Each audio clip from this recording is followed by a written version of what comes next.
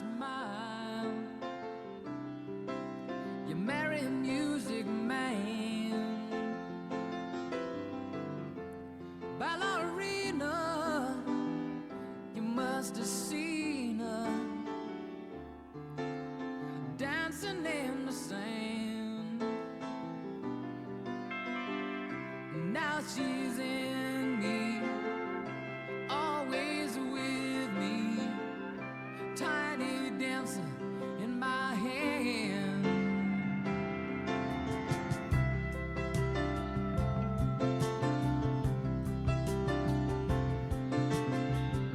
Jesus freaks out in the street, handing tickets out for gone, turning back. Pirate smile. You marry a music man. Ballerina, you must have seen her dancing in the sand. Now she's in me, always with me, tiny dancer in my hand.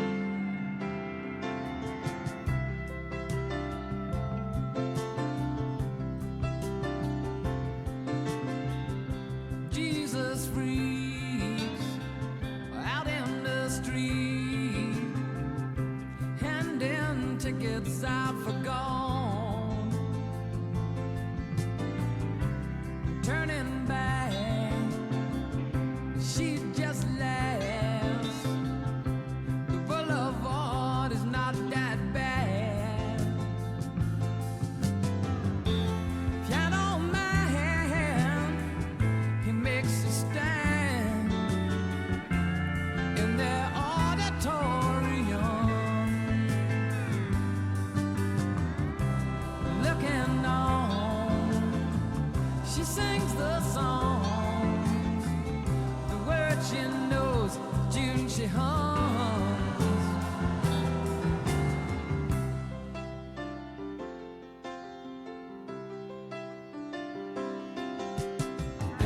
But oh, how it feels so real, lying here with no one near, only you, and you can hear me when I say it softly, slowly. Hold me closer, tiny dancer. Count the headlights on the highway. Lay me down in the sheets of linen. You had a busy day today. Hold me closer, tiny dancer. Count the headlights on the highway. Lay me down in the sheets of linen. You had a busy day today.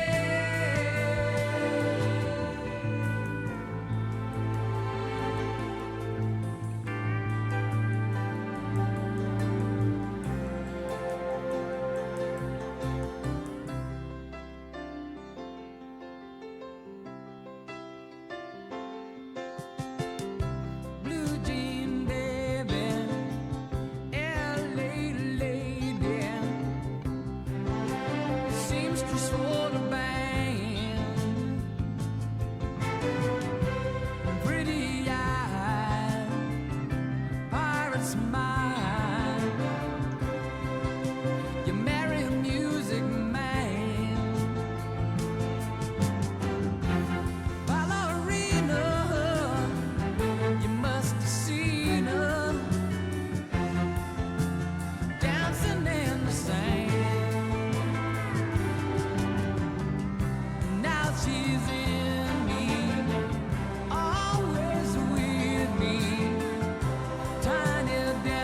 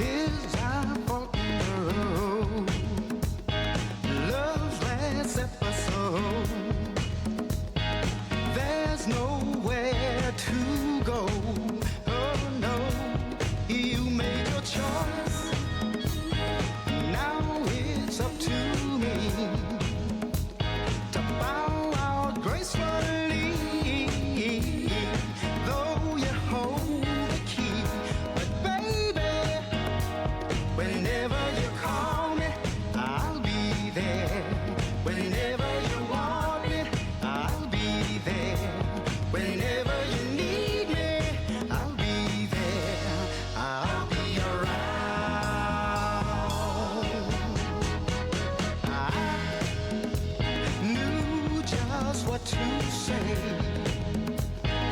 Now I found out today that all the words had slipped away. But I know there's always a chance, a tiny spark will remain, yeah.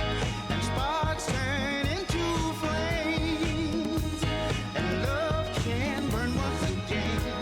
But I know you know, whenever you call me, I'll be there. Whenever you want me, I'll be there. Whenever you need me, I'll be there. I'll be around. Yeah.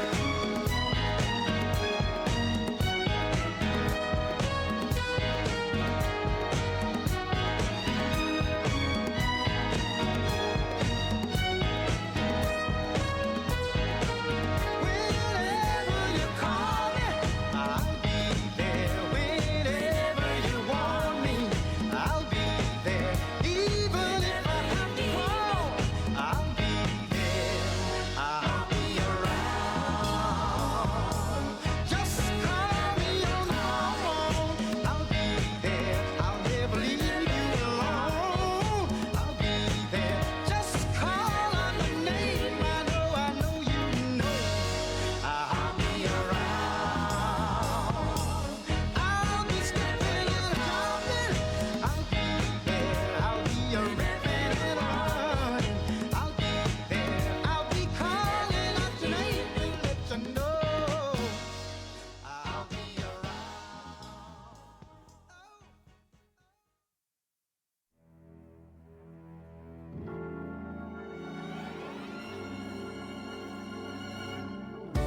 Games, changes, and fears. When will they go from here? When will they stop? I believe that fate has brought us here, and we should be together, babe. But we're not. I play it off, but I'm dreaming of you. And I'll keep my cool, but I'm feeling. I try to say goodbye and I choke. I try to walk away and I stumble. Though I try to hide it, it's clear. My world crumbles when you are not near. Goodbye and I choke. I try to walk away and I stumble. Yo. Why are we still waiting at 10 minutes? Oh my God. Calm down. Calm down. It was literally 2 seconds past. You know what? I may seem alright and smile when you leave, but my smile's all just up front. Just up Now you get another 10 minutes. Hey, and I play it off, but I'm dreaming of you. Okay. Oh my gosh. Guess I should take that as a compliment, is that you're so excited for me to go live. I'm very annoyed right now though. So I don't really have patience because I cannot find my stupid cam link and cord that I need for the kitchen setup. I would wait forever for you, Queen. Thank you. A queen is never late. Everyone else is simply early. Fuck! Yes, pay no attention to the random hamper of clothes in the back. Shoot, went to the grocery store. Came back. Was setting everything up and then realized I could not find the camera. And I put everything back in the same spot. So I don't know. Because the last time I did a cooking stream was 2 weeks ago. But I don't remember why would I put it in a different spot? I don't know. I'm so aggravated though. I have everything ready to go. I just can't find the thing. I can't find it. Mommy needs a hug. Come here. Come here. Oh, Farley's happy because he doesn't like the kitchen setup. It's scary. She's just a girl out here doing her best. I'm trying. So, shit. Did you play the song by the Spinners because the movie today is Roman J. Israel? No, it's not. But I like that you're looking for clues in the music that I play in my starting soon screen. Sometimes I do play clues, but not always. So it keeps you extra guessing. Hogan, thank you for the gifted. A sack of contraband, thank you for the 10 months. Ghost, thank you for the 41 months. LGBT, thank you for the 12 months. Katie, thank you for the 37 months. Shoot. Motherfucker! Where's my cord? Where's my cam link? Where's my cord? Farley, go find it. Go sniff it out. Go find it. Be like the drug dogs, but for my equipment that I need for my cooking stream. He's like, I don't want to do any of that. Farley, please. I need you to do tech support. I need you to go find it. Okay? All right. Please. Yeah, maybe he put it somewhere. Suboptimal, thank you for the 11 months. So, sorry, y'all. I can't make these freaking ass skewers to help mellow the annoyance. Okay, Austin, was this from last night?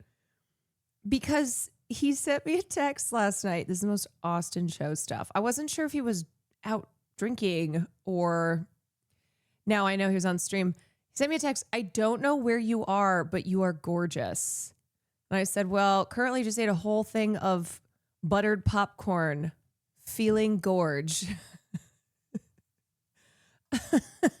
So now this makes sense. Okay, wait. Can I tell you about her? She is. Let me tell you about a beautiful woman that I know. Can I tell you about her? She is stunning. Her name, Caroline Kwan. I think if I was straight, I would marry that woman. Think we'd be married. Austin and I might still end up married. Who knows? Beautiful, gorgeous Lady Kwan of the Kwan dynasty. So beautiful. I may call her right now to tell her how beautiful she is. I'm going to text her. I'm going to say, Caroline, I don't know where you are. That's what he texted me. But you are gorgeous. I just sent that to her.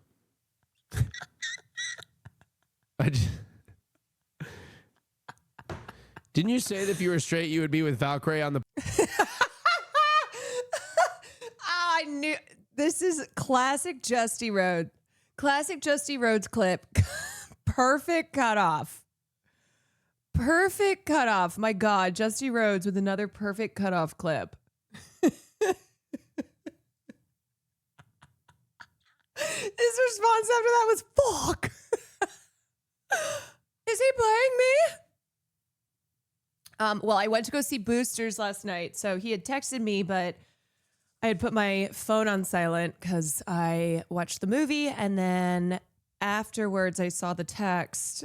It's like, this is so Austin show. Just out of the blue. I don't know where you are, but you are gorgeous. Yeah, I can give some quick thoughts on Boosters. Sorry, I'm still really annoyed about this freaking kitchen setup. I feel bad. Oh. I feel bad because I put everything back in the same spot after I clean up. Like I'll finish stream and then I go into the kitchen and I put all my tech setup away and I have it all I have it all organized in there. So I just don't know what the fuck. Like that's the point of organizing, so that things go back in the same place. Because then when you can't find something, it's so frustrating, and that's why you organize. Maybe it's a kitchen drawer. I spent like 40 minutes looking because I got back from the grocery store around 4:30 and then started getting things set up, and then I was a little bit late. I went live at like 5:45 because I was looking for the stupid thing. Can't use a phone. I do not know how to do that. I basically I was like, okay, let me try to find this, because the easiest thing here is that I find my I find the cam link in the cord, because otherwise I don't know. I don't know the phone setup yet. But yeah, so sorry y'all, we're gonna have to skip cooking. I also haven't eaten anything because I was gonna eat what I made for dinner, and I did make rice. And my rice just finished cooking. What if we just have rice? Okay, you know what? Hold on a second. Hold on. Here's dinner.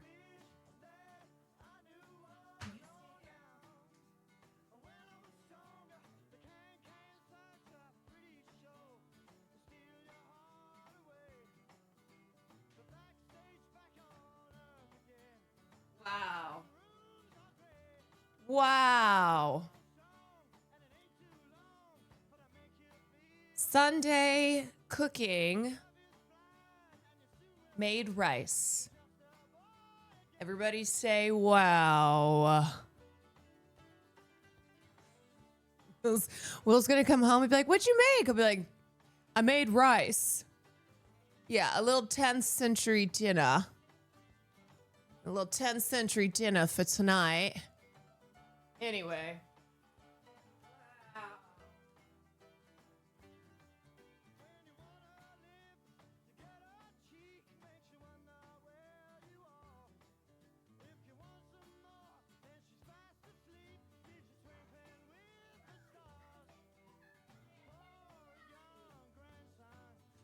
Ay, caramba.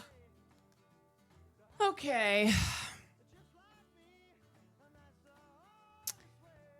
All right. Well, anyway, let me talk about boostas. Love rice, avocado, and egg. Yeah, I mean, look, there's stuff that I can pull from the fridge and make a meal out of it, but it's not, it's not what I want to make. Sigfrid Mill, thank you for the 10 months. Stabby Squirrel, thank you for the bits. Lady Arcania, thank you for the 5 months. So, Boots Riley's film, I Love Boosters. Man, is it audacious? Is it colorful? Is there a lot going on at every second? I enjoyed it. There were definitely some things about it that I went, could have tightened up on that. Sometimes the concepts didn't really match the execution. But Boots is so, I can't find too much fault with Boots because he's so original and he does not give a fuck. He is going to do what he wants to do. And it feels like at times, so many times in his films, especially Boosters, he's almost daring people to leave. And I saw a lot of Reddit posts about people leaving screenings of Boosters. And you get that sense that Boots is testing people. He's like, oh, you've been lulled into thinking that this film is to your taste. Well, now let me just throw a fucking curveball at you. He definitely has there's so many wild antics in his films, and it's outrageous. Like, it's very brash. It's very outrageous. There is nothing that Boots won't do. It has a very Looney Tunes chaos type energy. It is bursting from the seams.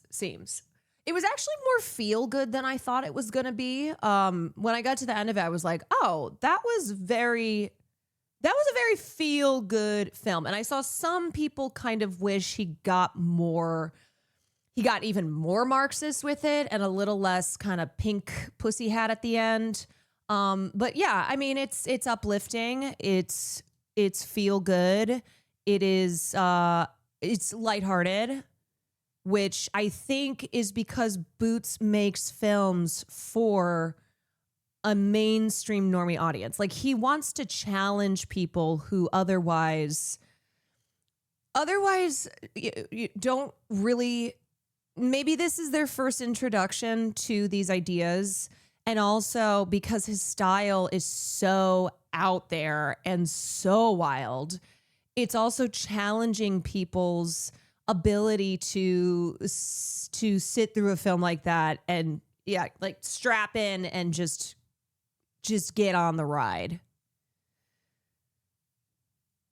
There were some parts that were dragged. I thought some of the comedy bits were stretched too thin, and I definitely wish there was some more intimacy with the characters. Like, we didn't really get super intimate with Corvette and the crew of them. I thought they had good chemistry. Like, it was an ensemble with great chemistry, but there were just there were some missing holes that I think would have kept people's attention more when the plot kind of gets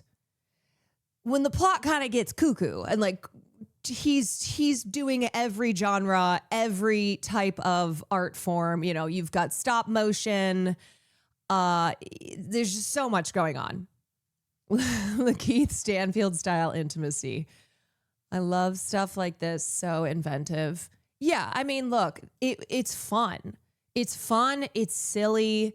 It's outrageous. It's got, as I said, that Looney Tunes chaos to it. Did you tweet Boots to let him know you did your job? I have not tweeted at Boots yet.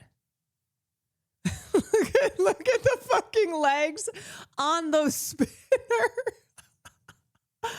But yeah, a lot of people left the film because there are at many points you can see where people be like, I've had enough. I brought a friend with me who didn't know anything about Boots Riley, hadn't seen anything on the film, and I could just tell she was like, what? And there at some point I heard her say out loud, what the fuck is going on? It's very overstimulating. Like I said, there is so much happening, and yes, it's overstuffed, but again, it's so hard for me to find a lot of fault with Boots because I really appreciate that he just fucking goes for it. And he is certainly not someone who's short of any type of vision. He's doing the most. He is doing the most. And I'd rather, I guess, someone like him do the most and be very audacious and ambitious and overstuff rather than just be a film with nothing to say, where you finish it and you're like, okay. Because at least with Boosters, even if it's not your cup of tea or if you don't love it, you still will have a reaction to it. Like there is just there's so much in the film, I think, that you can love, even if overall you don't love the film. There's the costuming, the sets, the visual design is absurd. It is fucking absurd. And there's so many scenes with total costume changes that just watching the film for the fashion alone is it's worth it. But I would say mostly like my issue is that it was a little too it was a little too scattershot. It was a little too much that it kind of lost more of a cohesive. To me, Sorry to Bother You was more cohesive in its messaging, and Boosters is really not. So that was probably my biggest takeaway with it. But man, having Isa Gonzalez's character chain smoking a vape, giving a lesson on Marx's dialectical materialism it's one for the books. That's actually one of my favorite roles that Isa Gonzalez has played. I don't think I've ever necessarily cared for her as an actress. Not that I like hate her as an actress. I think she was just never someone who I kind of think about, but she was so cut in that. Yeah, she's so good in that role. I fucking love her in that role. I bet it was fun to make. Yes, I bet you Boosters was so fun to make. It sucks that nowhere's really showing the film here. I think it's doing pretty well though.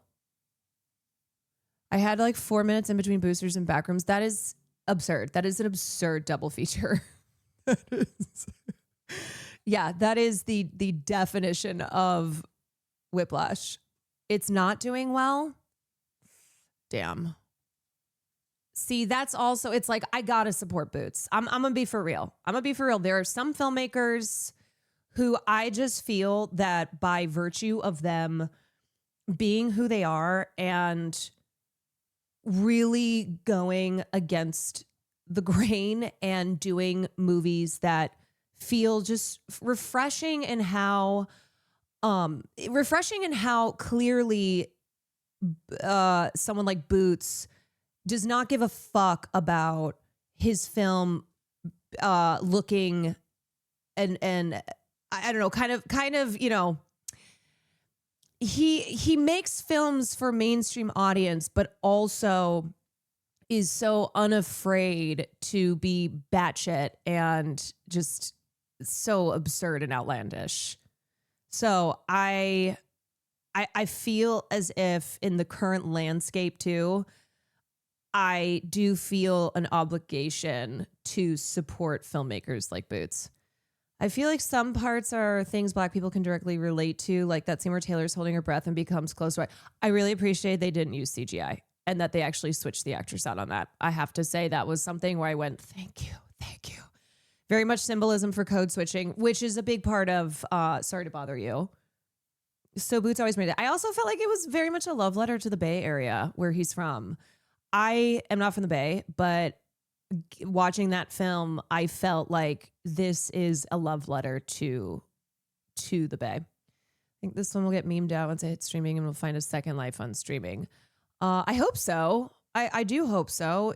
As I said, even if ultimately you're like, yeah, not necessarily my cup of tea or there's too much going on, it's worth the watch, you know? There's definitely so much to appreciate in what he's doing.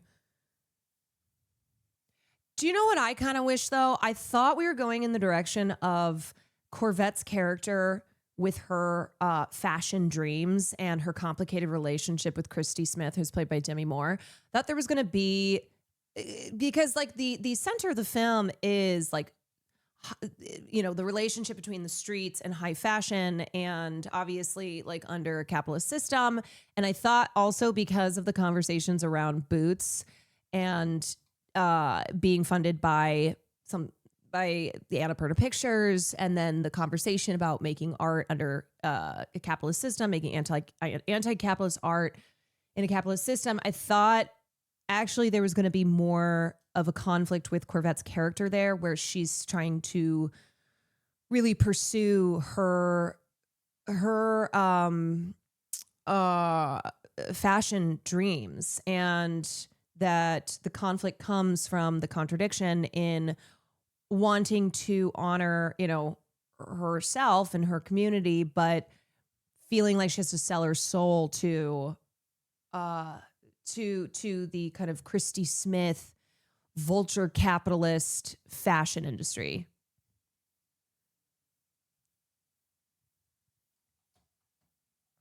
What else can I say? I felt like a lot of the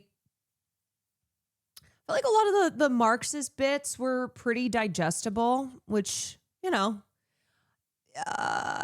I think if Boots's intention is to make anti-capitalist films for a mainstream audience that are still fun and wacky and absurdist and just his very utilizing his very unique style, I think it makes sense enough. Like I don't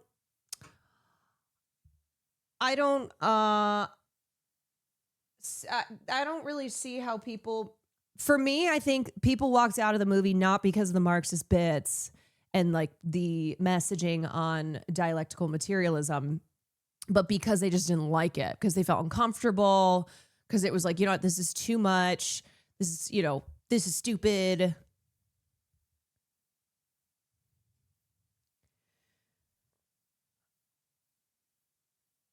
We might be condemned to use our enemies' tools, but I don't have to like it. You know what I'm curious about is if, because of the conversation around anti-capitalist art under a capitalist system and people, not everybody, but some people online who were critiquing him, I wonder if his next film is going to be more focused on that. Zomakun, thank you for the 6 months. Did a whole thing about the dialectical. I will also say, make sure you stick around for after the credits. There is a scene. And I think only 3 people. It was funny because I always like to gauge the audience's reaction after I see a film, kind of just eavesdrop on what people are saying. And I think people walked out of there and the overall sense was thought it was funny, definitely engaging, a lot going on, sometimes too much going on. But there was not really a sense of anybody.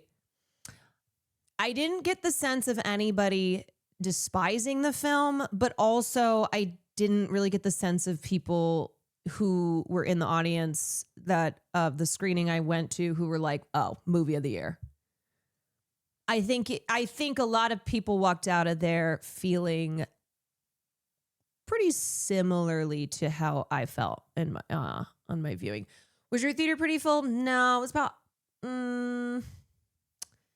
was about half, and it was not the bigger theaters at AMC, but also it was a Saturday night. You have Obsession, you have Backrooms, you have Pass-It. There's a lot of really popular horror movies that, no, it was not Indifference. Let me be clear. It was not Indifference. It was that there was not the feeling on one side of the spectrum or the other, but it was I enjoyed that. That's felt like a Boots Riley film for sure. Not way more scattershot than Sorry to Bother You, but still a lot of fun to be had with that film.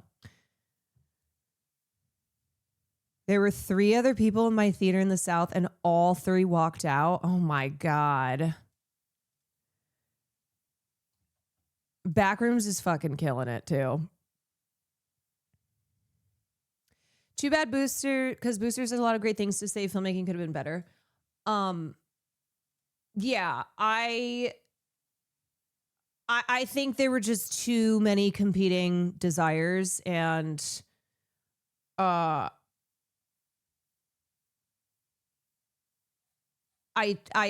think it could have been better focused. But it's so exuberant. Like, there is such an energy to that film. Because a lot of times if I'm watching a film that I'm kind of taking notes on as I go along, a big part of the problem is that the energy lets up. So I find myself bored. And I certainly was not bored watching Boosters, because it's so inventive and exuberant and just colorful to absolute maximalist qualities. And it just had, it just had a lot of fun moments.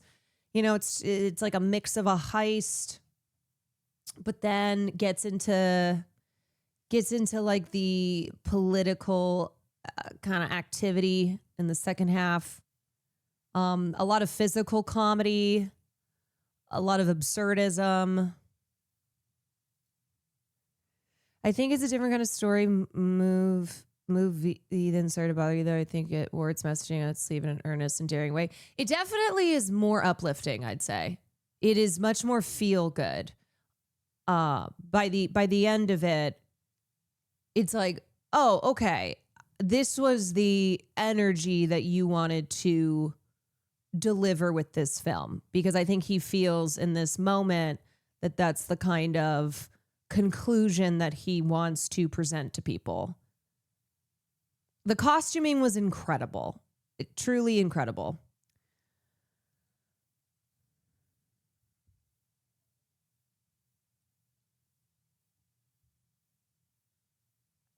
The confrontation between the main character and antagonist felt underwhelming. I was expecting more conflict. Yes.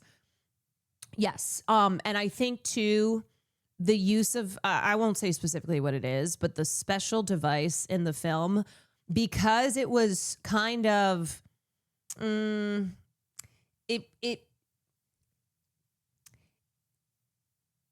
actually let up tension and made the resulting action feel underwhelming, because the device was kind of is kind of Deus ex machina. It was kind of it was so ridiculous that it actually let out some of the it let out a lot of the air, so that the resulting action scenes felt not as gripping and not as necessary. There's no way to go up from there. Right. Yeah, because it's magic. It's like, oh, this is magic. How Backrooms blew the doors off the box office with 118 million worldwide opening. Jesus Christ, best ever for A24.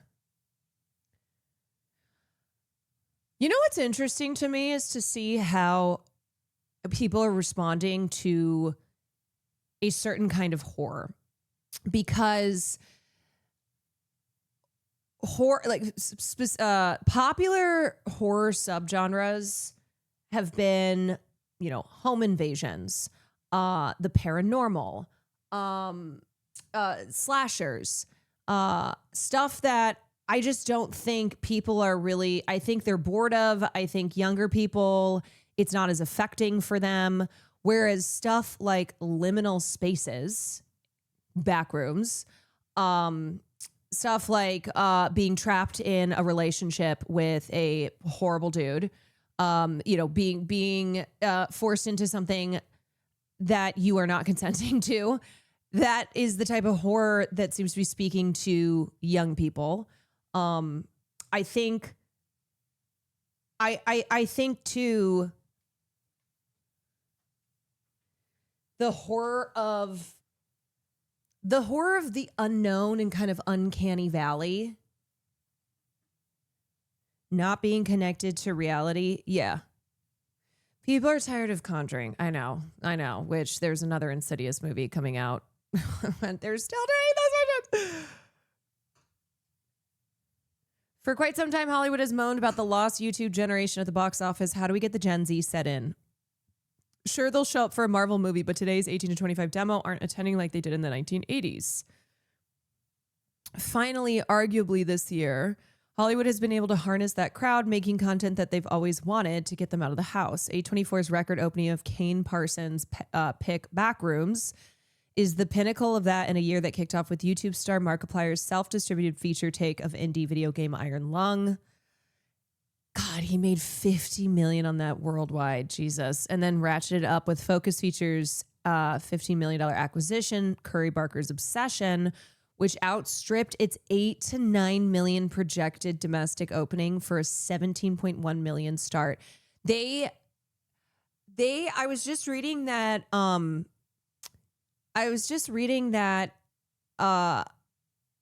Mandalorian and Grogu is being kicked out of a lot of theaters earlier than it was supposed to because it's doing so poorly.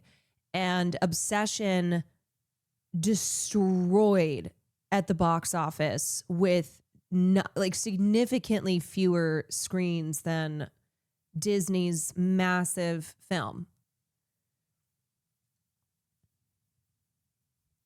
You're gonna have Disney executives out on Twitter like Boots Riley is, asking people to go see the movie. Obsession might end up being one of the strongest fourth weekend films ever. It's only continuing to gain popularity, and people are doing word of mouth marketing, and everyone I know has seen this movie or has plans to see this movie, including people who don't like horror, which is such a testament to the word of mouth reviews.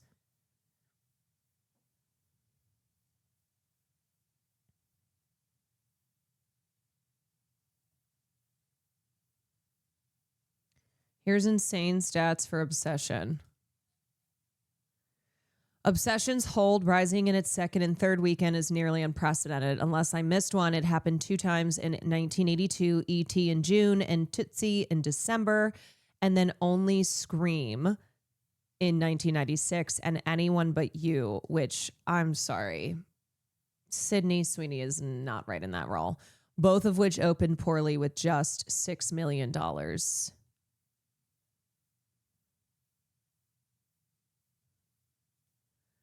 Some box office analysts are saying that the success of Backrooms proves that studio executives should stop relying on established brands. And while I wouldn't argue with that, Backrooms is an established brand, just not one that over 50s are familiar with. Even Kane calls it IP, and it's one that's been around for a while. So within its target demo, there's the same interest and tug of nostalgia to seeing it on the big screen as there is with many other established brands. Well, yes, but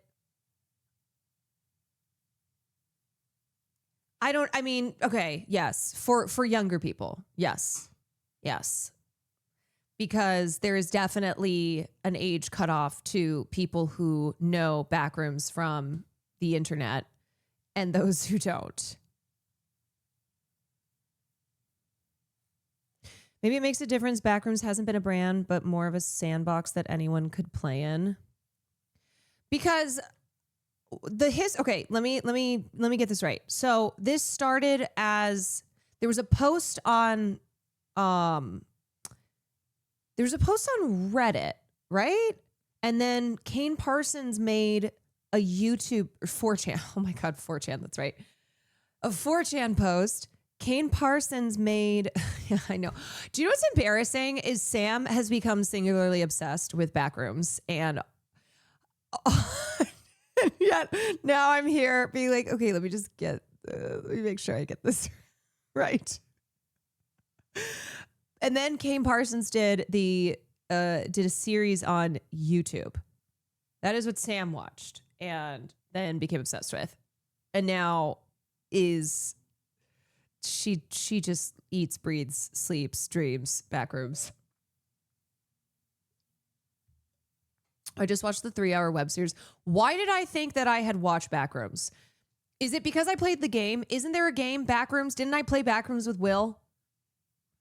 This was like one of those weird things where I was so convinced that I had watched Backrooms, but now I've realized that I haven't. But it's because I played the game, not to the end, but I played the game with Will. But they're not canon. Oh. Okay.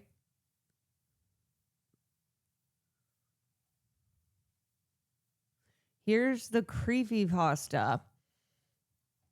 The Backrooms. It's an urban legend and creepypasta describing an endless maze of randomly generated office rooms and other environments. It's characterized by the smell of wet carpet, walls with a monochromatic tone of yellow, and buzzing fluorescent lights.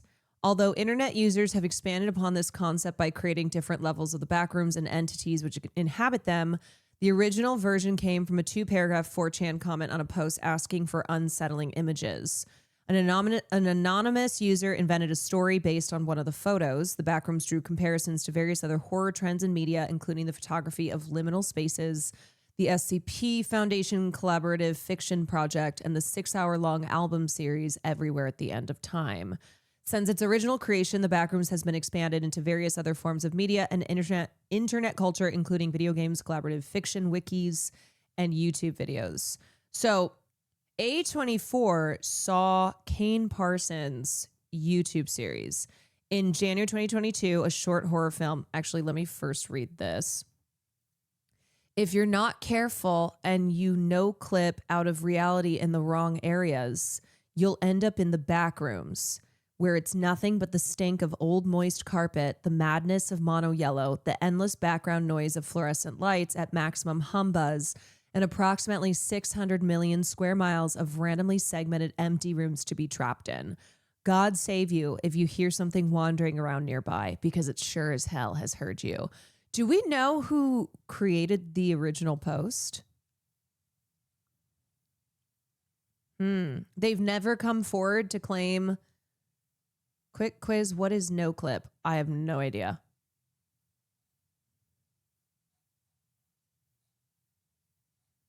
His name is Todd? What?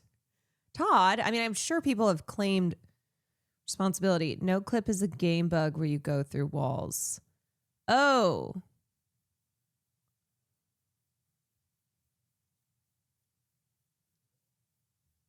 Okay.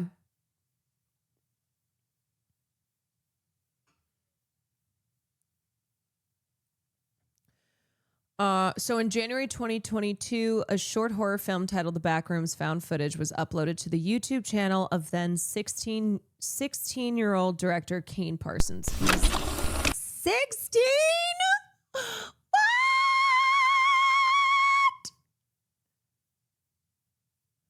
Oh my God.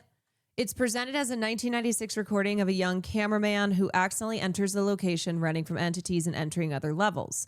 The film employs both live-action footage and 3D Blender renderings, as well as other techniques to create effects such as camera shake and a VHS filter. Categorized by some as analog horror, the short received acclaim. WPST contributor Erica Russell called it the scariest video on the internet, while Dread Central's Mary Beth McAndrews compared it to the 2019 video game Control and watched it 10 times. Some were surprised by what Parsons did with what he had. Jai Alexis of website Pop Horror was surprised by the director's age, while the Awesomer noted that Backrooms shows how to create tension without a budget. Boing Boing's Rob Bashiza hypothesized that the creepypasta will eventually end up in a slick but dismal 2-hour Hollywood movie. I wonder what Rob has had to say now, likening this prediction to the Slender Man creepypasta and its 2018 film adaptation. When describing a meme of the Backrooms, Game Rant's Tanner Fox called the short a paralyzing watch, which packs quite a bit of terror into its short runtime. Parsons has since uploaded 9 other videos relating to the Backrooms in non-chronological order as of June 13th, 2022. The Third Test, First Contact, Missing Persons, Informational Video, Autopsy Report, Motion Detected, Prototype, Pitfalls, and Report. They revolve around the fictional Async Foundation finding and exploring the Backrooms in order to solve all current and future storage and residential needs, with informational video referring to the location as Project KV31. There are also 3 unlisted Backrooms videos uploaded by Kane, one of which references the 1989 Loma Prieta earthquake. The plot of this series is not influenced by other works such as the wikis. The Backrooms was an influence for Apple TV's Severance. Okay, I kind of want to watch this because I've never actually watched this. This has 80 million views.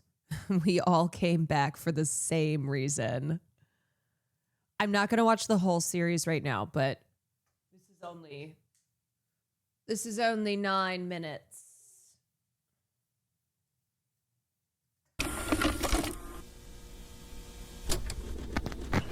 Sound, camera, Rolling. all right, and action.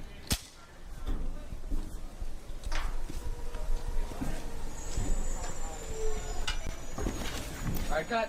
That was good, guys. All right, that was good. D-Machine, thank you for 17 months. Mina, thank you for 9. Like how much further? Like A little more. Celestial, thank you for the 23. Yeah. Whoa.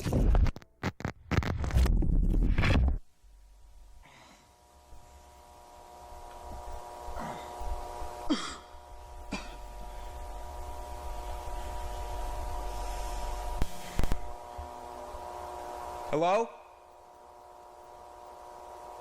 Hello? Hey guys. So the cameraman tripped and no-clipped out of reality. Clever.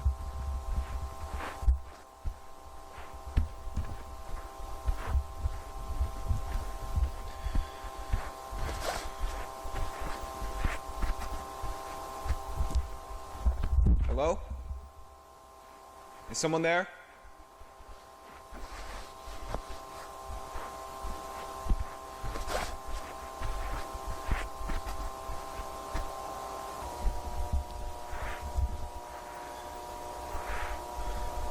Imagine no clipping from reality. LOL, loser, get wrecked. Whoa.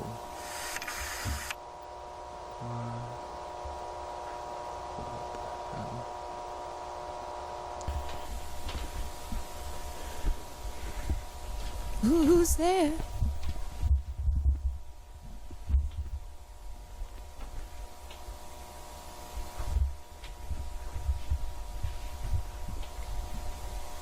Ah, yes, a ladder into a hole in the wall.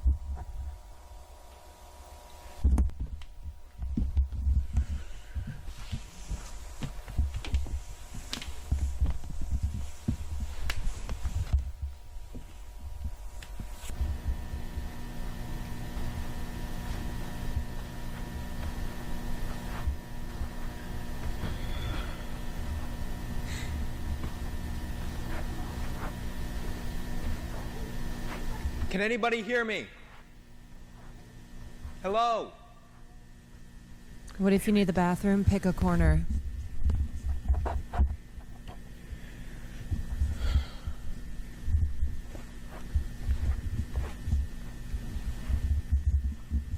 These were made with Blender, but apparently the movie used mostly practical set building. It's because they got that budget, baby. It's already yellow and wet. Yeah.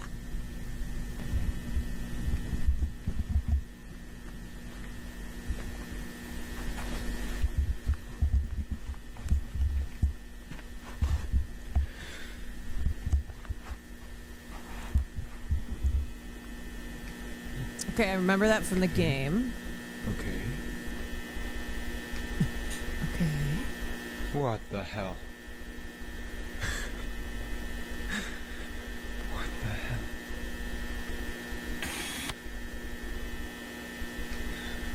Don't move.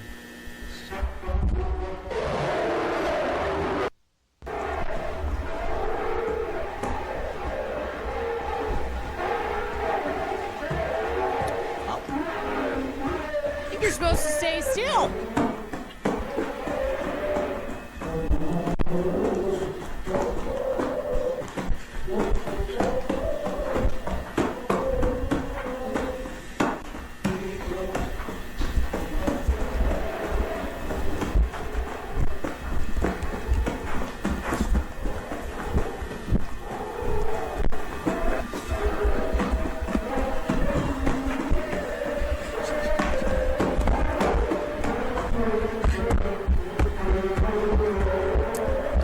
This is great because it's found footage style, but the found footage element is not the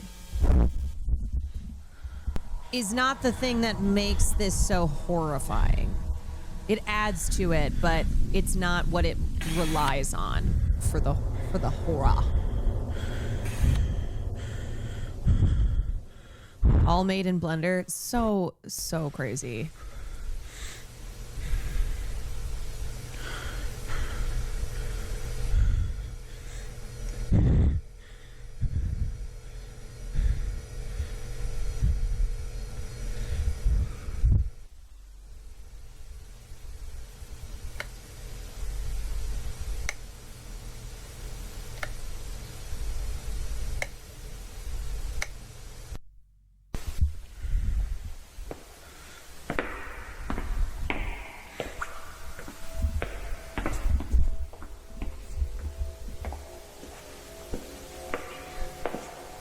Holy shit.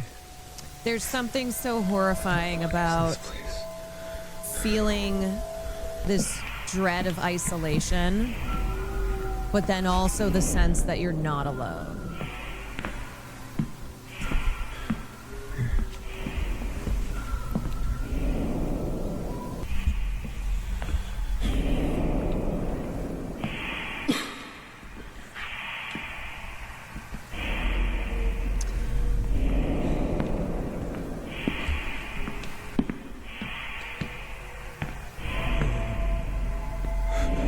What the fuck? What the Kane said in an article recently that the story he has and wants to tell will translate better. Is he doing a TV series as well? Love the movie, but the serial nature of the YouTube series gave it a magic. I did have a friend who said he went and saw it and didn't know anything about Backrooms, and neither did the crew he was with, and they didn't really love it and felt like they needed to know felt like they needed to have been familiar with Backrooms to have appreciated the film more. That was just their individual take on it. But I wonder if a series would fix that issue for people. This isn't real. This isn't real. This isn't real. Are you making the Sichuanese version of Bang Bang Chicken? Unfortunately, I can't do a cooking stream because I cannot find a crucial part of my setup, which is why I was very distressed earlier. So now we're watching Backrooms. Maybe maybe my cam link is in the Backrooms. Should I go take a look?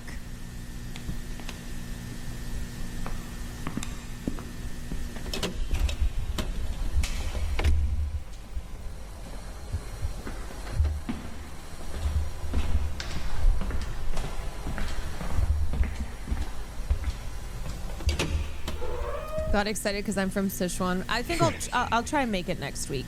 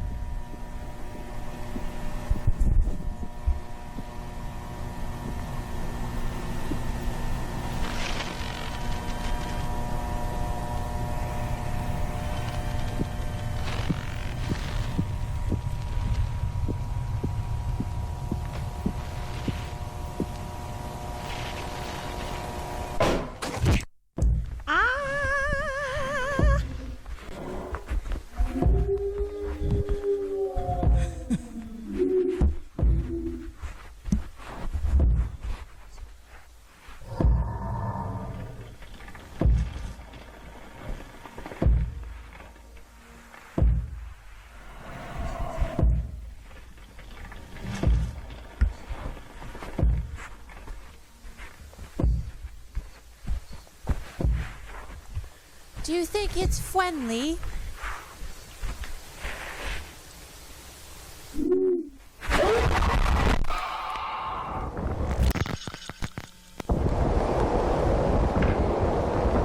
Can I pet the dog?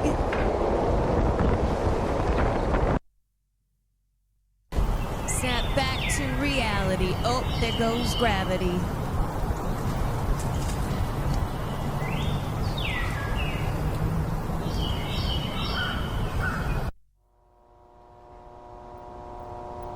Damn. Damn. Here's the trailer for Backrooms, the movie. I found something. I bet they're fine. Yeah. Yeah, he's fine. He's all good. In the store. Okay. What did you find? The place.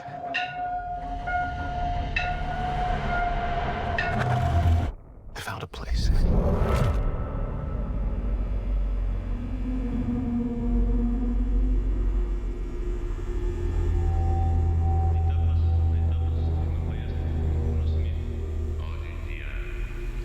हम जमीन के रहने वालों की तरफ से Hello? आपको खुश आमदीद कहते हैं। Anyone there?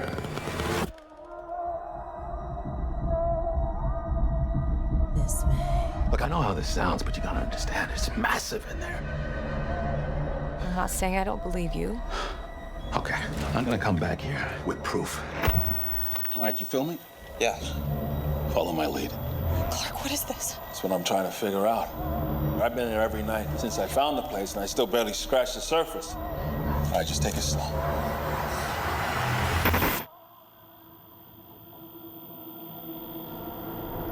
Oh my God. Pull me up, pull me up, pull me up! I love how much this gives the feeling of nostalgia, but rather than kind of the feel good feeling of nostalgia, it's the exact dead opposite. It's just so full of dread.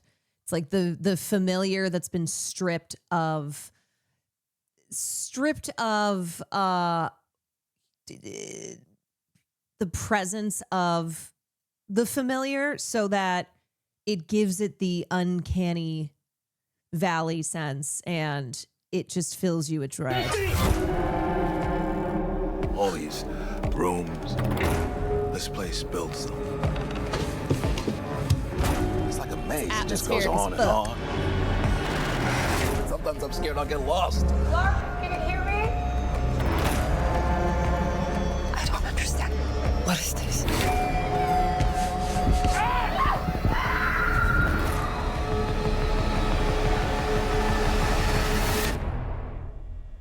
It's beautiful.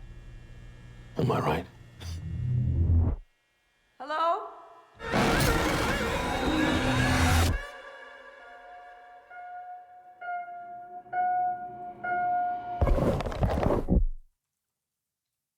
Woo! Woo! I wonder if there's something to be said about liminal space horror being something that young people are heavily drawn to because it is it dredges up that fear of the unknown, but more so like the uncertainty in this world, where the environment, the atmosphere itself is enough to cause such feelings of dread. And it's, again, tapping into nostalgia, but stripping it of its human qualities, and just produce all that you're left with is like just existential dread. Also fluorescent lighting. Ugh. The lead actress Renata Reinsve said she would avoid going on set alone because she was afraid of getting lost. Spaces where you're not supposed to stay, they're permanent places where your stay is temporary. You can come in, but you can never leave. Also, capitalism has gutted our cities, shut down storefronts, barren malls, etc. Yeah, where it's like, once upon a time, the shopping mall was where young people hung out, right? You would go and hang out with your friends and get an orange Julius smoothie, or just like not even necessarily buy anything. You're just hanging out. So malls are something that no longer exist for young people like they did back, in the 90s when I was a kid. It was filmed at an abandoned mall. Yeah, that makes a lot of sense. And so the fact that now is now that's a setting for a horror film like this. These third spaces that were once where a lot of young people inhabited, and now they are a relic of the past. They still exist, though. Kane has a series inspired by a dead mall. It's called The Oldest View, and it's fully on YouTube. It's incredible. So, maybe some Auntie Anne's. The mall was where parents sent teens to hang out before dinner. I went to the mall like multiple times in a week. Just always at the mall. Liked it more on second viewing. I think They're Not a Backstory gels way better when you realize it's parable for not being allowed to go outside during COVID, which is a key puzzle piece in the appeal of liminal spaces for Gen Z.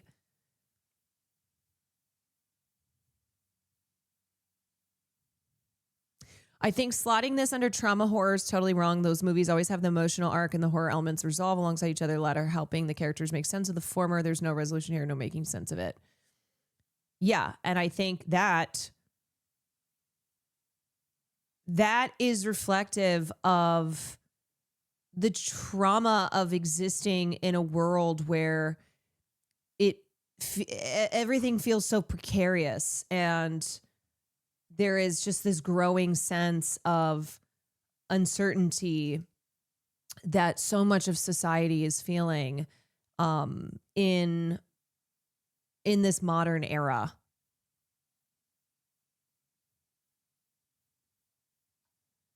He actually has I need to see that series one day. Feels reflective of the recurring idea that things in this world that were built and established for people are gone, or if they are there, they're without community and human connection. Moving back to my hometown recently was the craziest feeling. Whereas in the past, you would have a, horror setting be an old prison or an insane asylum, something where, terrible things happened here and now it's abandoned. But is it? Because maybe there's ghosts. But now you can set something in, in an abandoned mall that was once bustling with life, and that is the horror there. Hi, I couldn't find my cam link and my cord. I looked everywhere, so I couldn't do my cooking stream. No, I know you didn't touch it, but I don't know. Well, I made some rice. I was gonna make skewers.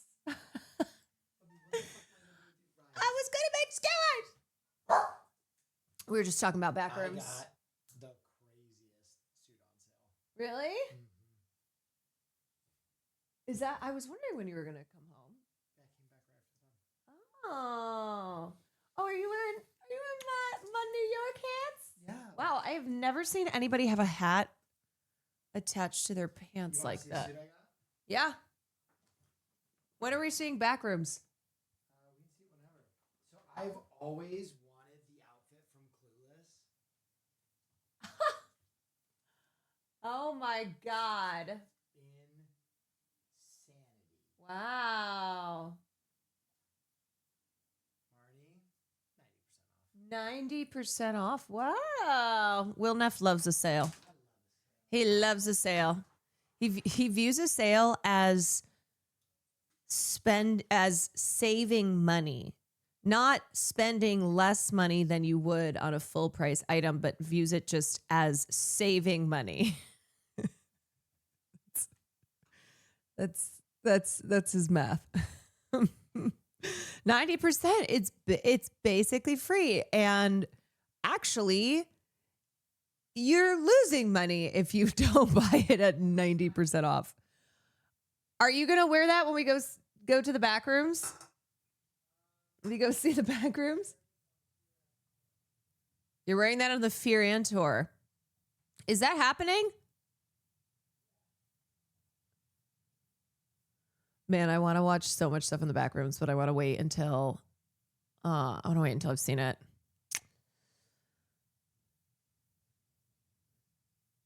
Memory is a huge theme for Parsons' Backrooms. The liminal aspects of it prey on the fear of forgetting. Yeah, I'm really excited to see it. The real Backrooms. If you're not careful and you clip out of reality in the wrong areas, you'll end up in the backrooms where it's nothing but the stink of old moist carpet, the madness of silver and gold, the endless background noise of fluorescent lights at maximum humbuzz, and approximately 600 million square miles of randomly segmented empty rooms to be trapped in. God save you if you hear something wandering around nearby, because it sure as hell has heard you. I have heard insane mixed reviews on the Backrooms. You know who didn't like it? Kurt. Kurt said he felt like he needed more. He needed to have seen the series. I have heard insane mixed reviews from everything from being like, oh, it's a great horror movie, you'll love it, to this was a total miss. The plot line was stupid, horrible writing. He was too young to direct a film. I've heard the whole range on it. Well, Renata Rhymes was in it, so I'm excited to watch it still. It's a device. I have not seen the divisiveness. Oh, yeah, I have. I haven't. I've literally seen people online being like, trash. What? People or? Yes, multiple people. There's a lot of hate for it. I'm not joking you. There's a lot of hate for it. Interesting. I've seen actually more well, maybe it's just because my timeline is filled with people talking about Obsession. So I haven't even necessarily seen that many people. Have I seen the OG YouTube talking about series? Backrooms. Yeah, of course. Listen, I'm enormously excited for it, and I feel like I will enjoy it. I'm just telling you what I have read. And I have read everything from very solid horror movie, like this wave of great horror continues, to people being like, this was a complete miss, waste of my time, biggest letdown of the year. Wow. Yeah. So I'm excited to see it. Well, it's already making money.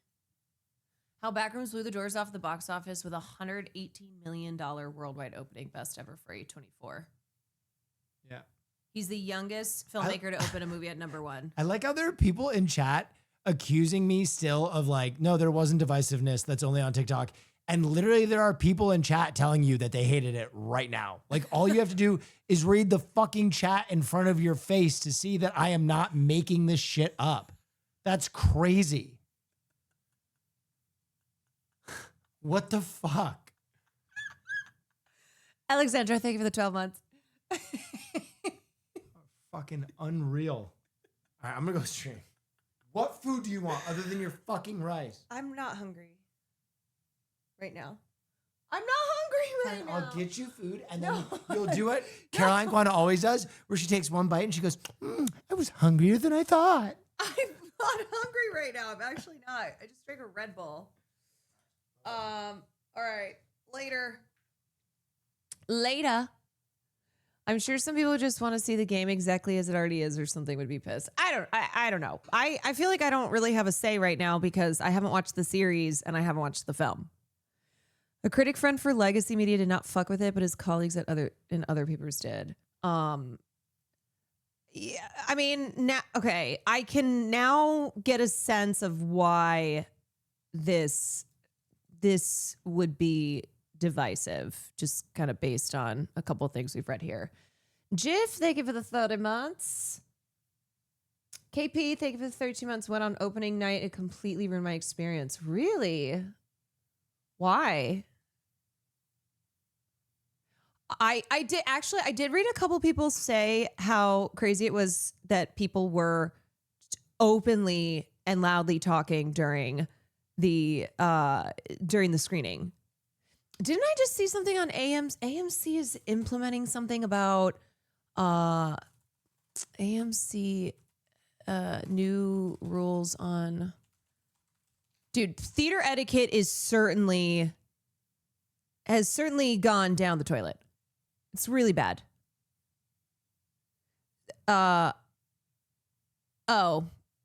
Never mind. This is a Wong updates.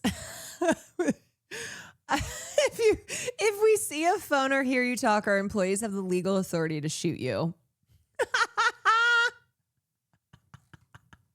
Did I see that in the disc? I don't know. Sometimes I see something fleetingly and my brain just remembers a little nugget of it. This is AMC employees who are like who are stoned out of their minds will be now handed a Glock to take out any theater goers who are being obnoxious. My backroom screening had a big group of teens that would not stop talking the entire time. I hated it. I love the movie though. I will tell people to shut the fuck up. One thing about me, I will tell people to shut the fuck up if they continue to talk in a movie.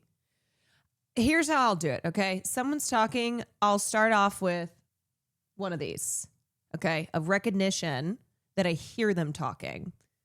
You give them one of these. And a lot of people, when they get checked like that, they'll go, ooh, okay. But then others will keep talking. So that's when you have to hit them with the shh. Right? So you haven't gone full shut the fuck up yet. But you go, okay, I guess I have to be a little more clear here because the look isn't working. So now I'm going to throw in a shh. We're watching a movie. I don't know if you saw that. And then if they keep going, you hit them with a shut the fuck up.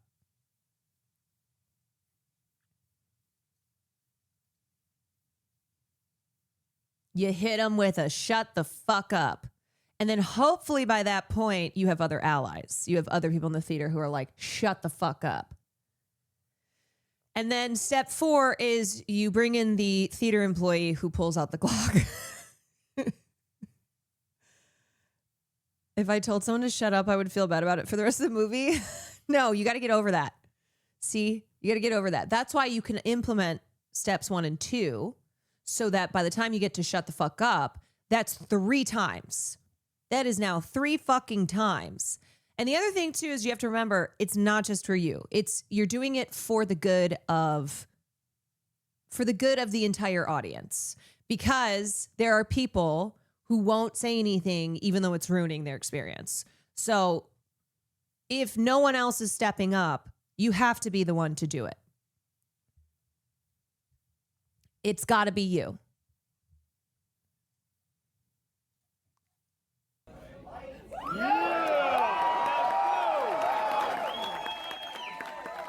Someone in the front.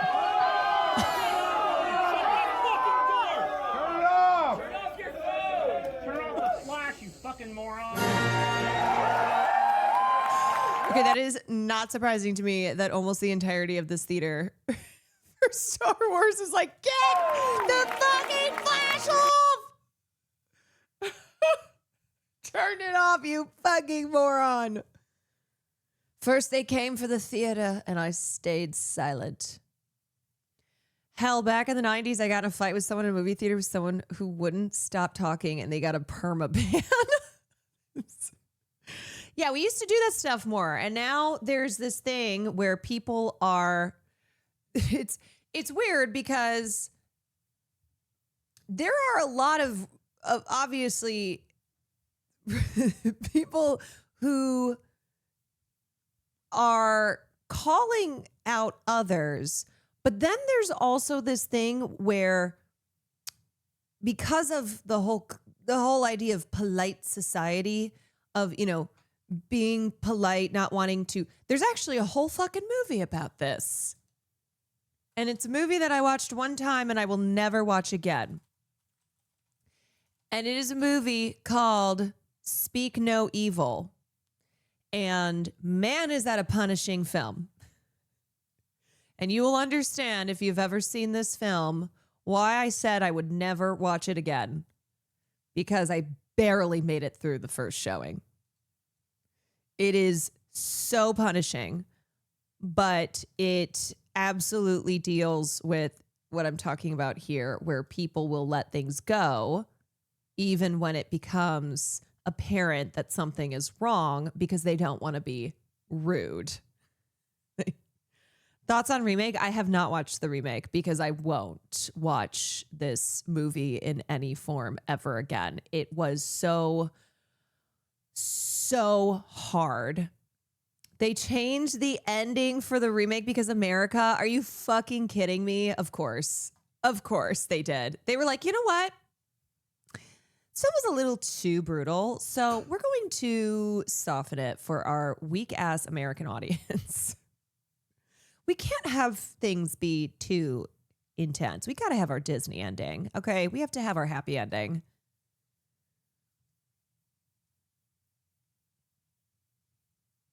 That's why I respect Funny Games. They kept it the same, literally the same, shot for shot.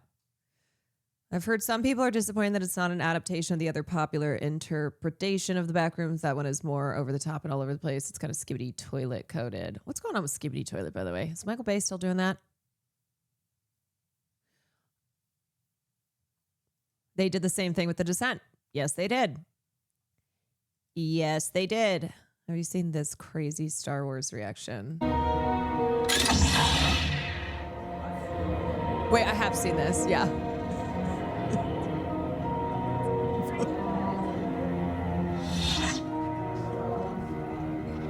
There's been no one for so long.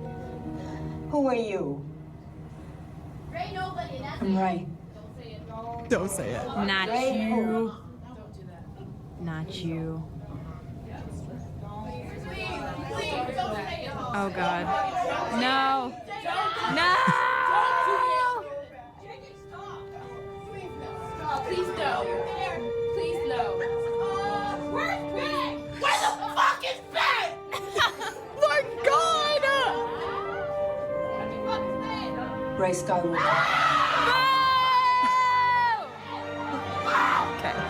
Okay, this is funny. Honestly, fair. Somebody's already leaving. Somebody's leaving. Fucking hate Star Wars. And everybody's unhappy. I want my fucking money back. And we have people who want their money back. Oh my God. That actually made the film better. That just made it into a comedy. Princess Poophead, thank you for the 12 months.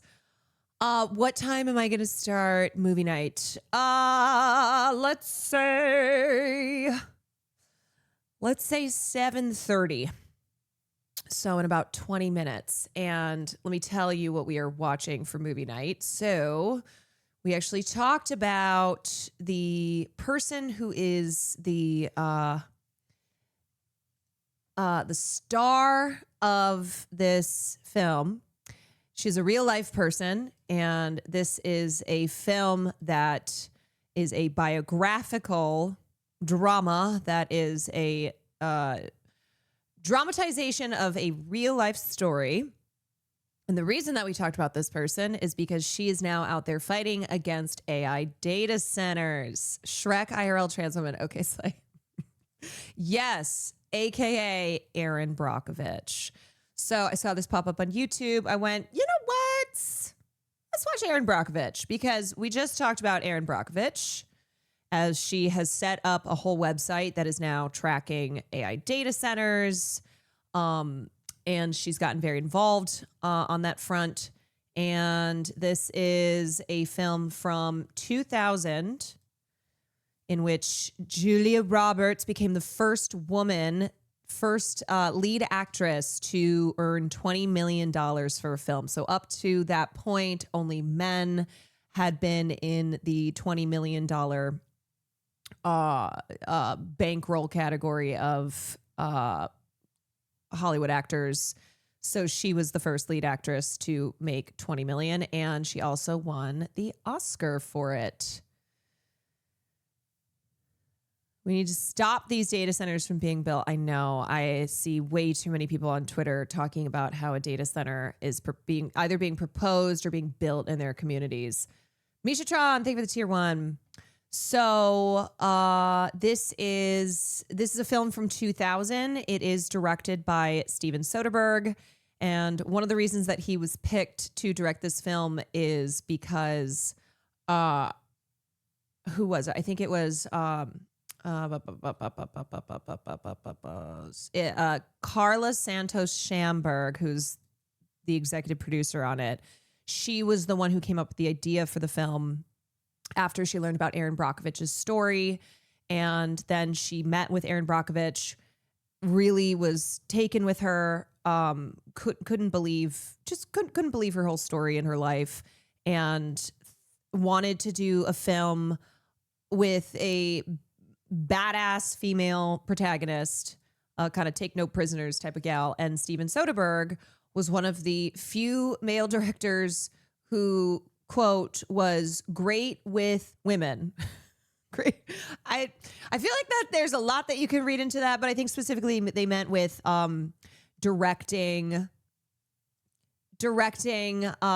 women in films, directing films where a woman is the lead.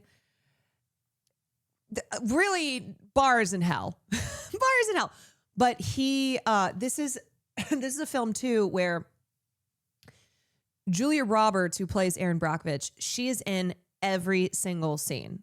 So that is also what made this film, one thing that made this film unique is that the female lead is in every single scene.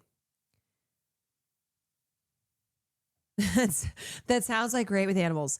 So yes, this film was nominated for 5 Oscars at the 73rd Academy Awards, and there's definitely, I think, still a lot to love about it. It's one that I think has become a comfort film for people over the years because Julia is she's so good in it.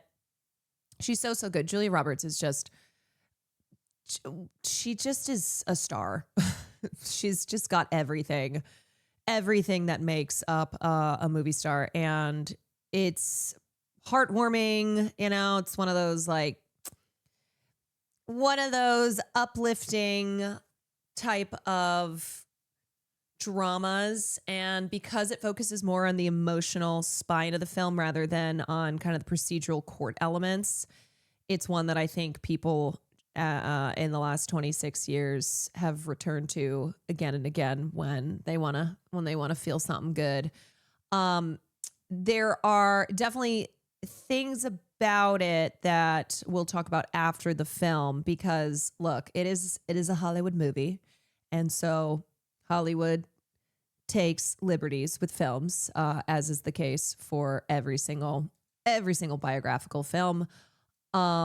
So there's some aspects of it that I want to discuss after the film that doesn't really have to do with Erin Brockovich, but more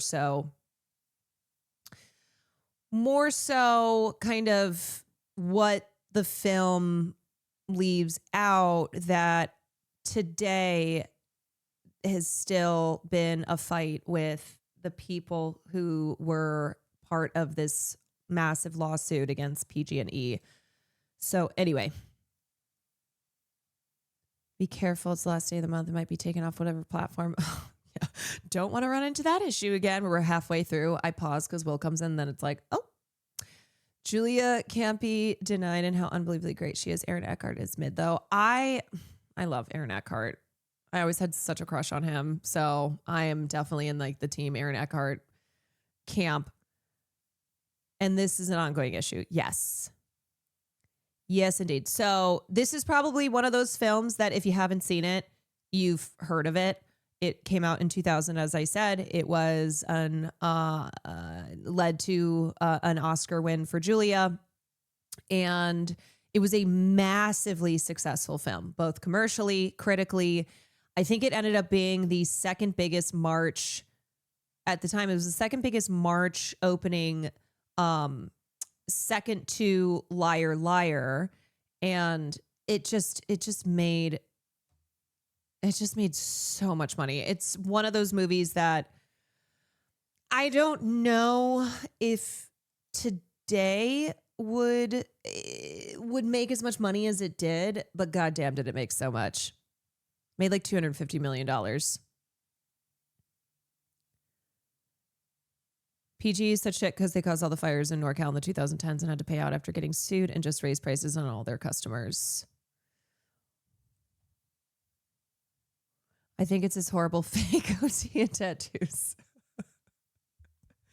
He's one of the only people who is dressed up that way that I find myself attracted to, and it's because it's Aaron Eckhart. You'll see when we watch the movie. Okay, so we will start that at 7:30. And what else? What else we got? Oh, did you guys see this? Morgan Wallen flips his piano on stage in Denver after a technical issue mid-performance.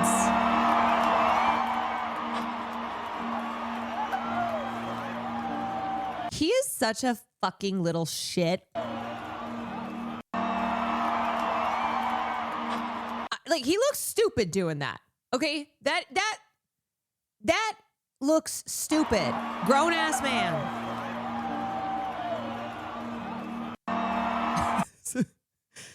Morgan Wallen makes music for people who have tattoos of their children but not custody of them. It's so specific. My take on this was Haley Williams stays correct per usual. Matt Bernstein said, if a woman did this, it would keep the lights on at the Daily Mail for 3 months. Can you imagine if Chappell did this? It would actually result in her going to prison. People would be calling for her to be executed.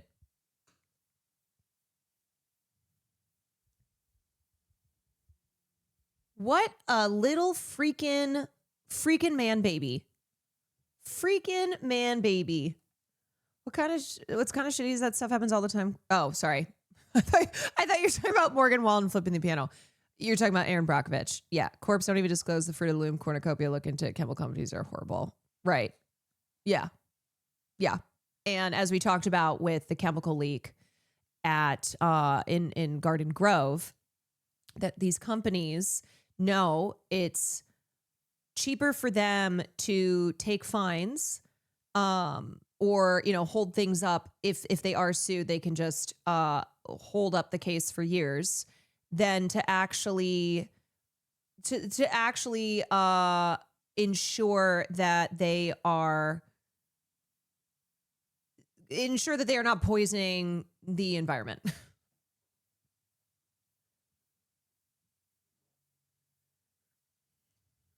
I didn't even know he played instruments. Yeah, does he even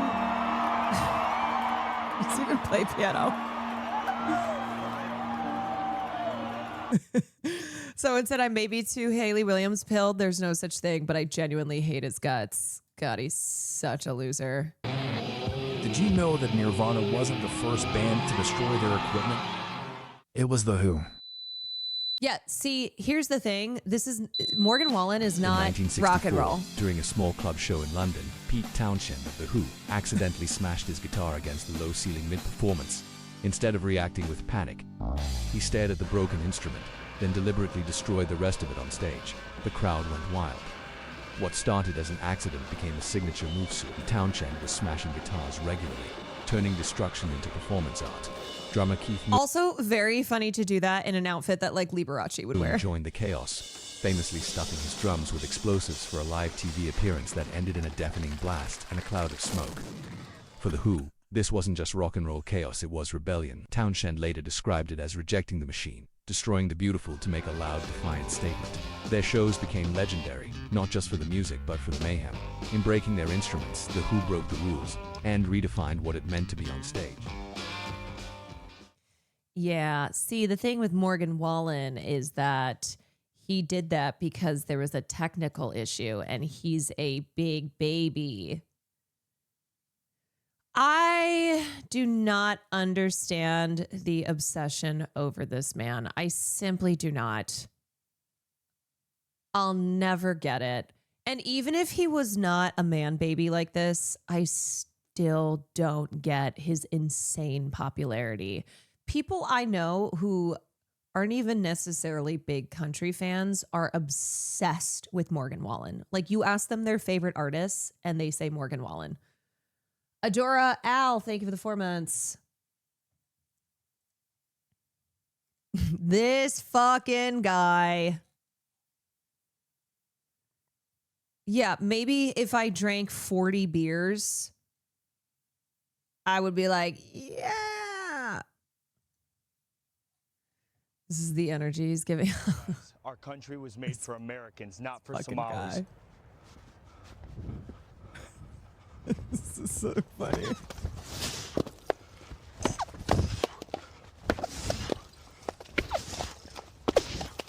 Same guy who was found to have been messaging someone underage.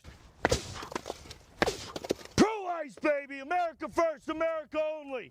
We'll see you here, February 7th, Saturday, 12 noon, outside the Minnesota State Capitol. Yeah. Fork found in kitchen.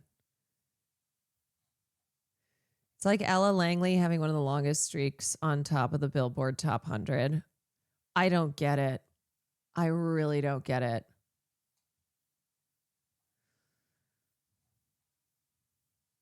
Maybe you should have done more.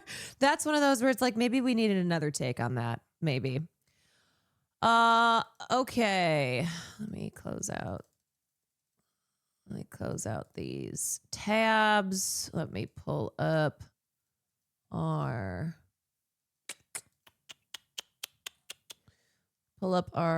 movie rules. Where we got right here. You were doing a movie review podcast, what would you say doing the cliche musical intro?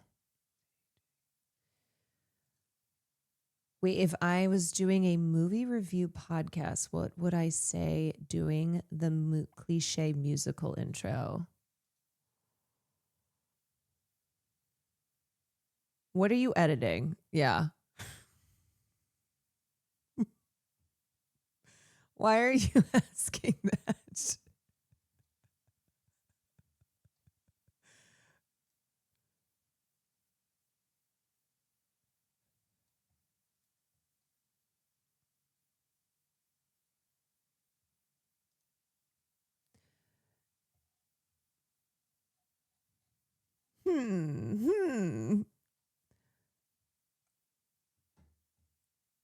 What would I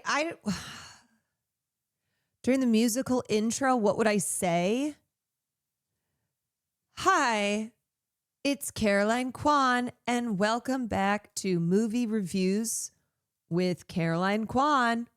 Today, we're going to review a movie with me, Caroline Kwan, because this is Caroline Kwan Reviews Movies.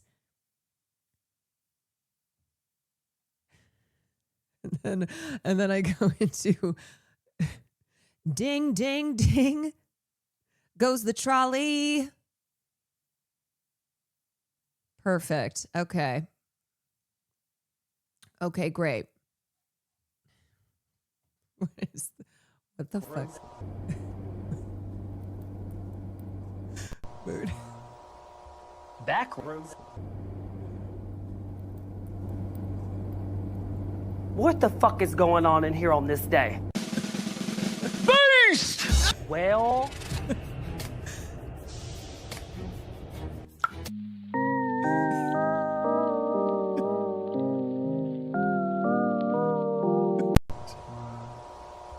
Backwards. RuPaul's upcoming movie used AI. I know. I mean, it already looked not good when we watched the trailer on it. It was like, oh boy. But yeah, I was reading about that earlier. That fucking sucks. I was also reading some piece in Wired where they were interviewing this guy.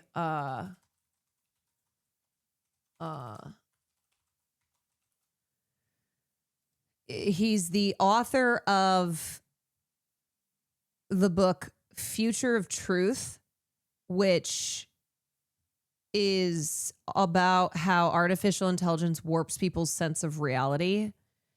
And he used AI. And in this Wired interview, they asked him, if you couldn't use AI, would you still keep writing? And he was like, no, which is a reminder that not everyone should be a writer.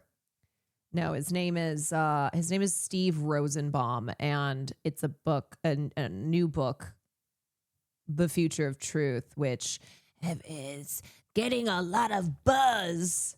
But he used AI. So a book about how AI impacts truth. I think there's a problem with a book about that. When the book is using AI. And then when the author is asked, hey, would you still be a writer? Like, would you still write if you couldn't use AI? And he said, no.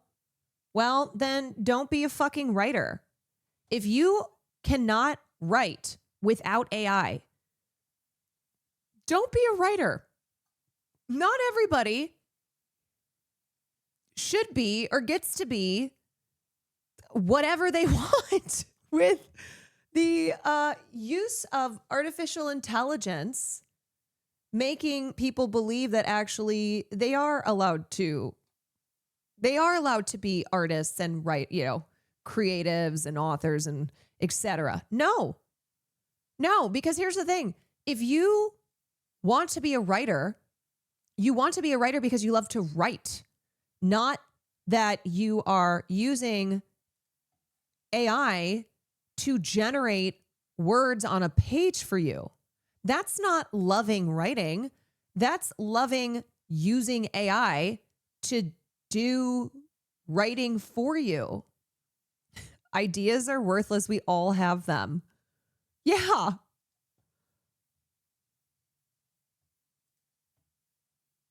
I can't believe how ghoulish that is, but also it's not surprising because it's kind of the AI brain that a lot of people have, where they're like, no, it's awesome because AI will do it for me. And what matters is that then I can do this thing that I actually have no interest in, no organic, real interest in, because I can just use AI to do it. And that's what I think is awesome. If you can't be bothered to write it yourself, why should I bother reading it? Bingo. If you can't be bothered to write it yourself, why should any of us be bothered to read what AI has generated for you? His AI nonfiction bullshit also includes quotes entirely made up from AI. That is so problematic. New York Times reported that the book contained over a half dozen made up or misattributed quotes. Rosenbaum, who has a master's degree in truth from New York University, admitted that he accidentally included a handful of improperly attributed or synthetic quotes. Sorry, dude, but just because you say it was an accident doesn't fix the problem. Oh, no worries. It was an accident. Yeah, sorry, a master's in truth. You know who says that? A phony. After the Times story broke, Wired took a look at the excerpt that they had published. The fact-checking team had reviewed it prior to publication. We reconfirmed that its quotes and facts were accurate, but Wired's generative AI editorial policy prohibits the publication of AI-generated, AI-edited writing. And a reader email calling out the excerpt as being blatantly AI written raised further questions about the extent to which Rosenbaum had used AI tools. The fact that like a lot of this stuff is falling on people to go, like individuals to be calling it out, be like, hey, sorry, does anyone else see that this is very clearly AI generated? You're publishing this excerpt in a in your publication, and I, as an individual subscriber, have to now send in an email saying this is so clearly generated, AI generated. Hello. All right. Anyway, without further ado, let me play the movie rules so we can get into our film class for tonight. We will talk about more stuff tomorrow. New York Times Mag just released a whole interview with Tilly Norwood. Oh my fucking God. Tilly Norwood. All right, y'all. This is your 3 minutes to go get a snack. Can we talk about the Lego stuff tomorrow? Yes, we can talk about the Lego stuff tomorrow because I just was reading about that today and holy shit. We'll cover the Lego stuff tomorrow night. All right, this is your chance to go get a snack, go to the bathroom, go get whatever you need to make this a comfy Sunday night film class. Hi, Caroline Chat. Apologies for being so late. If I can be braggadocio in the chat, I finally have a job after 6 months. Today was the first day I made above $100 just in tips. Feeling so proud and want to share this feeling with everyone. You can do.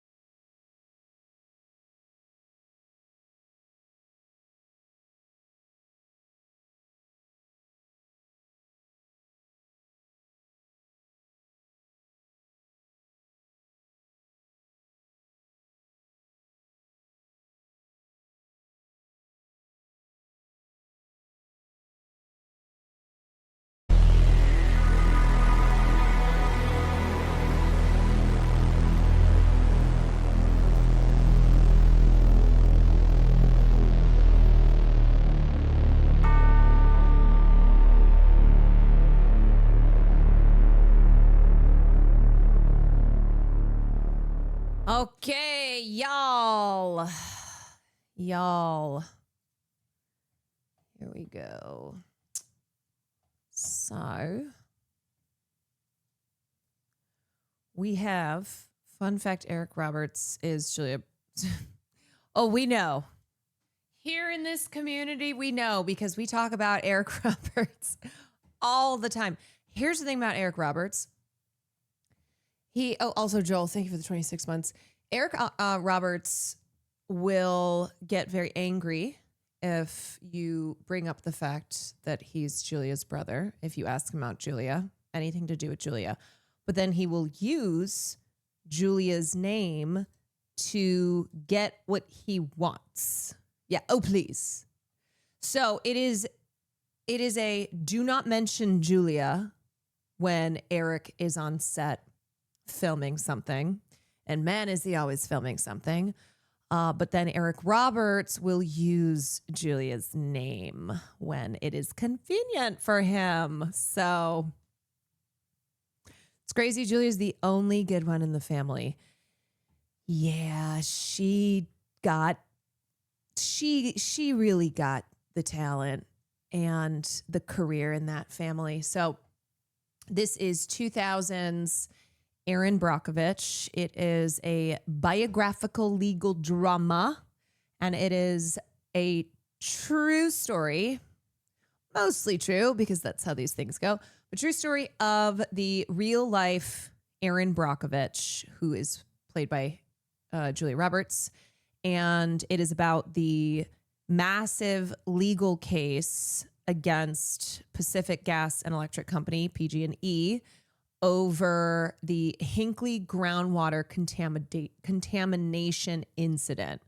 So when it came out in 2000, it was a smash hit. Critics mostly loved it. I think Roger Ebert didn't really care for the film, but you know, he is how he is. But critics mostly loved it, and audiences absolutely loved it. And it's one of those that over the last 2.5 decades, I think has still, I think it's still one that people love. I don't think it's one of those films that re-examining it under a modern lens has kind of caused people to turn from it. It's a classic, and I think because of its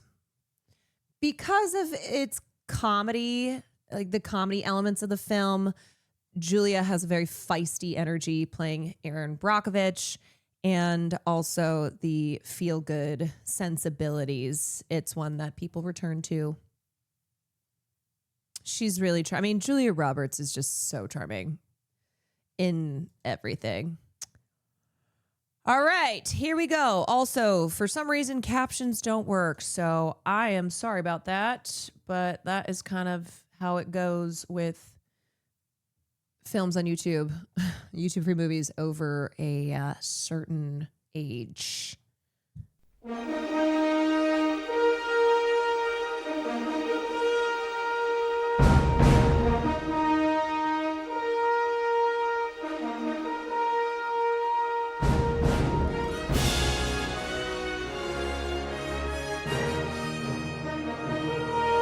Will just said he was trying to eat your pussy in his sleep today.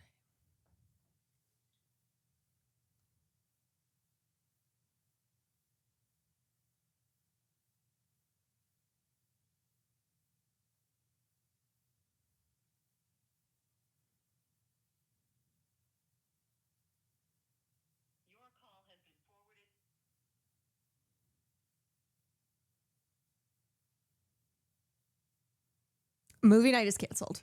Movie night is officially canceled.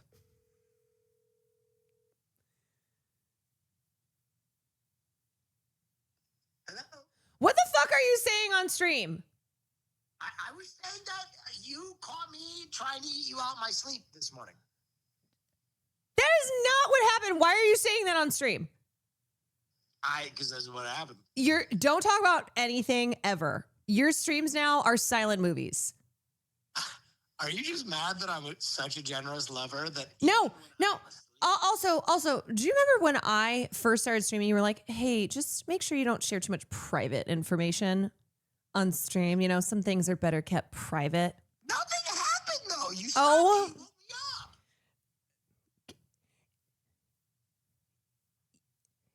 No more speaking. No more speaking on your stream ever. That is goodbye.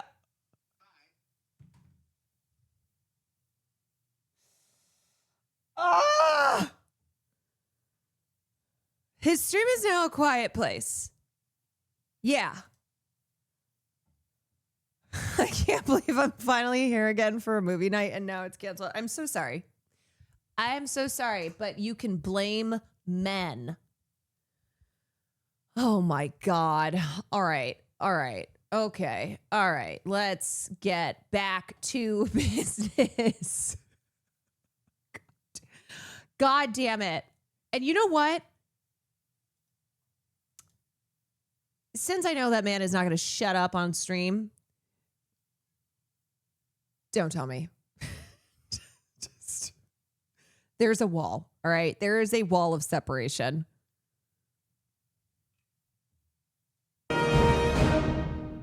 He's got the biggest shit eating grade. Of course he does. Yeah, I don't want to know. I don't want to know.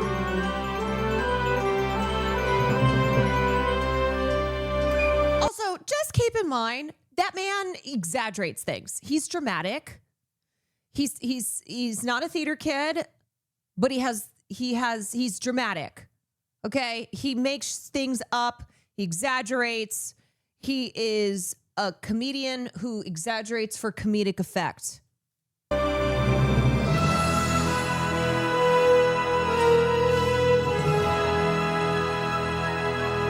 And tonight I'm going to be in the shadows in the corner of the room watching him. So when